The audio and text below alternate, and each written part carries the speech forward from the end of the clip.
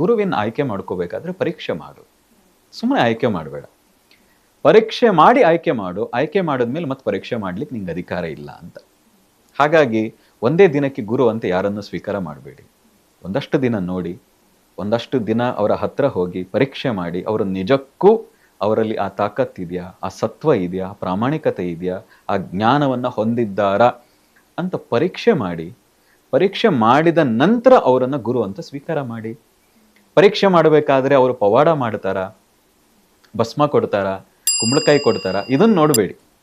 ನಿಮ್ಮ ಒಳಗಿನ ಆ ಶಕ್ತಿಯನ್ನ ಬಡಿದೆಬ್ಬಿಸೋ ಶಕ್ತಿ ಇದೆಯಾ ಅವರಿಗೆ. ಅವರ ಬಳಿ ನಿಂತ್ರೆ, ನಮ್ಮ ಹಿರಿಯರು ಹೇಳ್ತಾ ಇದ್ರು, ಮೇರು ಪರ್ವತದ ಮುಂದೆ ನಿಂತಾಗ ಅವನಿಗೂ ಅನಿಸ್ಬೇಕು ನಾನು ಇದನ್ನು ಏರಬಲ್ಲೆ ಅಂತ ಅನಿಸ್ಬೇಕು. ಹಾಗೆ ಗುರುವಿನ ಹತ್ರ ನಿಂತಾಗ ನಾನು ಇವರ ರೀತಿ ನಾನು ಸಾಧನೆ ಮಾಡಬಲ್ಲೆ ಅನ್ನುವಂಥ ವಿಶ್ವಾಸ ಬರೋದಿದ್ರೆ ಅವನು ನಿಜವಾದ ಗುರು ಅಂತ.